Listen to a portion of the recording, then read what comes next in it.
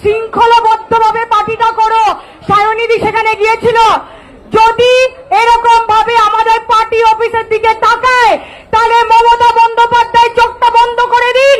আমরা নিজেরা বিজেপির একটা পার্টি অফিস এখানে থাকতে দেব না, একটা পার্টি অফিস থাকতে দেব না।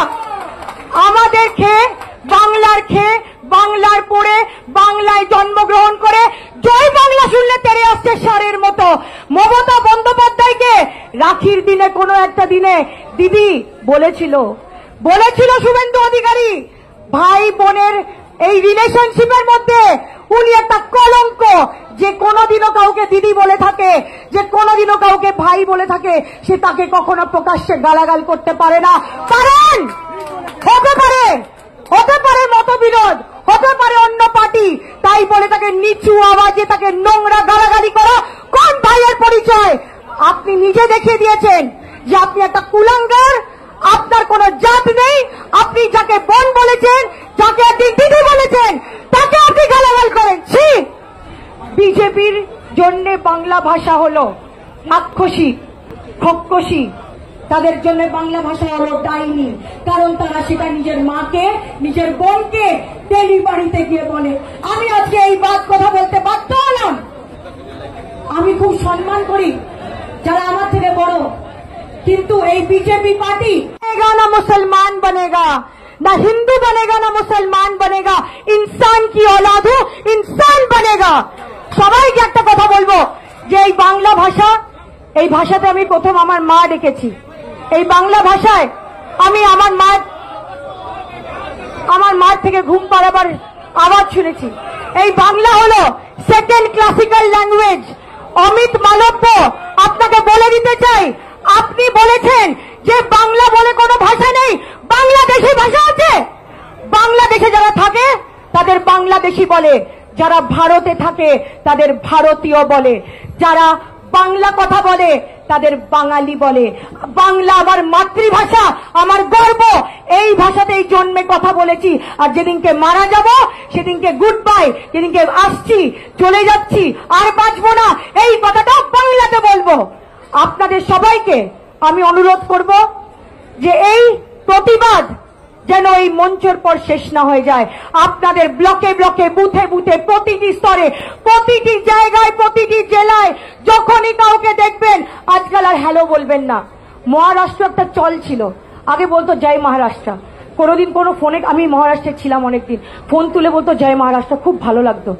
আমি বলছি দয়া করে এই কালচারটা মেনটেন করুন। আজকে এই মঞ্চ থেকে আপনাদের সবাইকে রিকোয়েস্ট করছি, হ্যালো না বলে দেখবেন জয় বাংলা বলবেন, গর্বে দেখবেন আরো বুক ফুলে উঠবে। বলবেন জয় বাংলা, হ্যালো জয় বাংলা বলুন, জয় বাংলাটা আগে বলবেন। বাঙালি হয়ে জন্মেছি, বাংলাতে থাকি। আজকে যে মাইকটা ধরে কথা বলছি সেটাও বাংলার মাটির জন্য, বাংলার নেত্রী মমতা বন্দ্যোপাধ্যায়ের জন্য। আমার প্রেসিডেন্ট আছে এখানে সায়নী ঘোষ। আমি বলতে পারবো যে আমি প্রথম পলিটিক্সে যখন জয়েন করেছি তখন সায়নী সবে প্রেসিডেন্ট হয়েছে। আমি সায়নী ঘোষের আন্ডারে এই তৃণমূল যুব কংগ্রেস করতে পেরেছি। নমস্কার, সোজা সাপটা সুব্রতয় আপনাদের স্বাগত জানাই। যার বক্তব্য আপনাদের শোনালাম ইনি হলেন শ্রেয়া পাণ্ডে, মানিকতলা বিধানসভার যিনি বিধায়ক ছিলেন সাধন পাণ্ডে তার মেয়ে। সাধন পাণ্ডের মৃত্যুর পর শ্রেয়া পাণ্ডে ভেবেছিল যে টিকিটটা তিনিই পাবেন, কিন্তু তাকে না দিয়ে মমতা বন্দ্যোপাধ্যায় সাধন পাণ্ডের স্ত্রীকে দিয়েছিলেন। তাই কিছুটা মর্মাহত হয়েছিল, ব্যথিত হয়েছিল, চার দেয়ালের মাঝে নিজেকে বহুদিন আবদ্ধ রেখেছিল। অবশেষে তার মা জেতার পরে এই শ্রেয়া পাণ্ডেই সব থেকে বেশি মালা পরে ঘুরেছিল।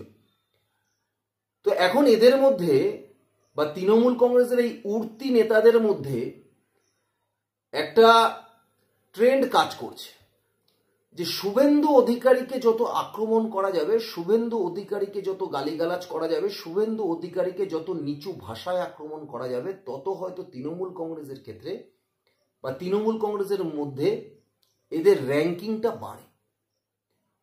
ফাঁকা কলসি বাজে বেশি। যে বিরোধী দলনেতা শুভেন্দু অধিকারী তৃণমূল কংগ্রেসের যিনি নেত্রী মমতা বন্দ্যোপাধ্যায় তাকে হারিয়েছেন, সেই শুভেন্দু অধিকারীর জাত নিয়ে প্রশ্ন করছে কে? শ্রেয়া পাণ্ডে, যে নিজেই স্বীকার করছে যে তার তৃণমূল কংগ্রেসে আসা সায়নী ঘোষের নেতৃত্বে তিনি যুব তৃণমূল করেছেন এটা তার কাছে একটা বিরাট গর্বের। সায়নী ঘোষের আন্ডারে যুব তৃণমূল কংগ্রেস করা যে নেত্রীর গর্বের হয়, সেই নেত্রীর মুখ থেকে শুভেন্দু অধিকারীর বিরুদ্ধে একটা কথা উচ্চারণ করবার মতো তার যোগ্যতা আছে কিনা যথেষ্ট প্রশ্ন আছে। তাতে যথেষ্ট প্রশ্ন আছে। না এরা তৃণমূল কংগ্রেসের ইতিহাস ভূগোল সম্পর্কে কোনো জ্ঞান আছে, না তৃণমূল কংগ্রেসে যখন শুভেন্দু অধিকারী ছিল তখন শুভেন্দু অধিকারী এবং সেই অধিকারী পরিবারের কি অবদান এই তৃণমূল কংগ্রেসের ছিল, না সেই সম্পর্কে কোনো জ্ঞান আছে। তাদের মধ্যে একটা ধারণা ঢুকে গেছে যে শুভেন্দু অধিকারীকে যে কোনো প্রকারে আক্রমণ করতে হবে। কেন? কারণ শুভেন্দু অধিকারী মমতা বন্দ্যোপাধ্যায়কে হারিয়েছে। আর দেখবেন এই শুভেন্দু অধিকারীকে এই অভিষেক ঘনিষ্ঠ বা অভিষেক পন্থী বা অভিষেক দলে আসার পরে যে সমস্ত তৃণমূল কংগ্রেসের নেতাদের, উঠতি নেতাদের জন্ম হয়েছে, তারাই শুভেন্দু অধিকারীকে বেশি আক্রমণ করে।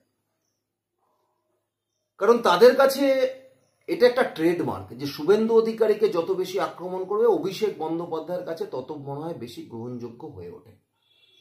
তাই তার ইচ্ছে যে এবার বিধানসভা নির্বাচনে আগে শুভেন্দু অধিকারীকে যত বেশি আক্রমণ করব, অভিষেক বন্দ্যোপাধ্যায়ের হাত ধরে 2026-এ যদি মানিকতলা বিধানসভার টিকিটটা পেতে পারি।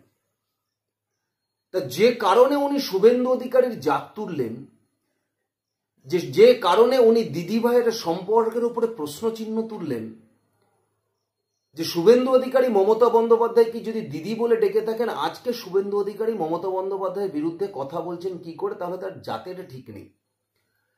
তাহলে যে মমতা বন্দ্যোপাধ্যায় তার সাধের ভাইদের ছোটবেলায় ভালোবাসা ছাড়া আর কিছু দিতে পারেনি, এমনকি একটা ছোট লালিপপও কিনে দিতে পারেনি, যে ভাইরা আজকে মমতা বন্দ্যোপাধ্যায়ের বদান্যতায় আজকে হাজার হাজার কোটি টাকার মালিক হয়েছে, সেই ভাই মমতা বন্দ্যোপাধ্যায়ের বিরুদ্ধে গিয়ে মমতা বন্দ্যোপাধ্যায়ের দেওয়া প্রার্থীর বিরোধিতা কিভাবে করতে পারে এবং মমতা বন্দ্যোপাধ্যায় মিডিয়ার সামনে গিয়ে ত্যায্য ভাই হিসাবে নিজের রক্তের ভাইকে বহিষ্কার করে, আজকে তাহলে দিদি ভাইয়ের সম্পর্কটা তার পরিবারে কি? একজন মুখ্যমন্ত্রী হঠাৎ করে বাড়িতে নাকি পড়ে গিয়ে মাথা ফেটে গেল, তার কোনো তদন্তও হলো না, কিছুই হলো না। অর্থাৎ পারিবারিক সংঘর্ষে কোনো না কোনো ভাই দ্বারা যে এই রাজ্যের মুখ্যমন্ত্রী আক্রান্ত হয়েছে, সেটা পশ্চিমবঙ্গের সাধারণ মানুষ বুঝতে পেরেছে। কিন্তু সেটাকে পড়ে গিয়ে আক্রান্ত হয়েছে এটা খাওয়ানোর জন্য একজন মুখ্যমন্ত্রী বাড়িতে পড়ে গিয়ে রক্ত পড়ল, এসএসকেএমে নিয়ে আসা অবধি একজন ফার্স্ট এড করার মতো বাড়িতে কেউ ছিল না, রক্তটা মোছানোর মতো কেউ ছিল না। আজকে এগুলো মনে হয় না যে মমতা বন্দ্যোপাধ্যায় অটল বিহারী বাজপেয়ীজিকে বাড়িতে নিয়ে এসে, যে অটল বিহারী বাজপেয়ীজি না থাকলে আজকে মমতা বন্দ্যোপাধ্যায় হতো না, মমতা বন্দ্যোপাধ্যায়কে আশ্রয় দিয়েছিল, সে অটল বিহারী বাজপেয়ীজিকে নিয়ে এসে মাকে চৌকাটের বাইরে দাঁড় করিয়ে অটল বিহারী বাজপেয়ীজিকে দিয়ে প্রণাম করিয়েছিলেন। যে প্রণামটা অটল বিহারী বাজপেয়ীজি ঘরের ভেতরে করতে পারত, ঘরের বাইরে করার পরে, ফলে সমাজের কাছে এই বার্তা দিয়েছিল যে মমতা বন্দ্যোপাধ্যায়ের পাশে উনি আছে, মমতা বন্দ্যোপাধ্যায়কে অটল বিহারী বাজপেয়ী যথেষ্ট স্নেহ করে। আজকে সেই মমতা বন্দ্যোপাধ্যায় বিজেপি থেকে গাঁটছড়া ছেড়ে দিয়ে গিয়ে আজকে বিজেপিকে দাঙ্গাবাজের দল বলছে। আজকে সেই মমতা বন্দ্যোপাধ্যায়ের বিরুদ্ধে কোন ভালোবাসাটা ব্যবহার করা যায়? আজকে বলছে পশ্চিমবঙ্গে থাকতে গেলে এই বাংলায় থাকবে, বাংলা ভাষা বলবে, আর জয় বাংলা বলবে না। আজকে উনি হয়তো জানেন না, বা পার্শ্ববর্তীরা দেশ বাংলাদেশ দেখে উনি শিক্ষা নেয় না। আজকে এত আপনাদের বাংলা প্রীতি, তাহলে বাংলাদেশের মানুষও তো বাংলায় কথা বলে, বাংলাদেশে গিয়ে একবার বাঙালি বাঙালি বলে চিল্লিয়ে দেখান তো, দেখব কত ক্ষমতা আপনাদের আছে, কত ক্ষমতা আপনাদের আছে। যে এই কলকাতায় দাঁড়িয়ে একটি মুসলিম তুষণকারী দল সামনে দাঁড়িয়ে বক্তব্য করেন আর পেছনে টুপি পরা মানুষদের দাঁড় করিয়ে রেখে হিন্দুদের গালিগালাজ করেন, বাঙালি অবাঙালির মধ্যে বিভেদ তৈরি করবার চেষ্টা করেন, মানুষের মধ্যে বিভ্রান্ত তৈরি করবার চেষ্টা করেন নিজেদের র্যাঙ্ক বাড়ানোর জন্য। আপনার মতো এই 2 পয়সার নেত্রীর শুভেন্দু অধিকারীর নখেরও যোগ্য না, শুভেন্দু অধিকারীর নখেরও যোগ্য না। আপনারা যাকে আদর্শ মনে করেন, যাকে অপরাজেয় ভাবতেন, আজকে সেও পরাজিত হতে পারে, সেটা এই পশ্চিমবঙ্গে শুভেন্দু অধিকারী কিন্তু প্রমাণ করে দিয়েছে। তাই আজ হোক আর 100 বছর পরে হোক, ইতিহাস যখন লেখা হবে তখন কিন্তু এটা লেখা থাকবে মমতা বন্দ্যোপাধ্যায় হেরেছিল, আর সেটা শুভেন্দু অধিকারীর কাছেই হেরেছিল। সুতরাং আপনার এইসব ডায়লগ মানুষ আর অন্তত খাবে না। এটুক কিন্তু জনসাধারণ বুঝে গেছে যে আপনাদের মতো ধাপ্পাবাজদের 2026-এ বিসর্জন ঘটিয়েই ছাড়বে। ধন্যবাদ, নমস্কার।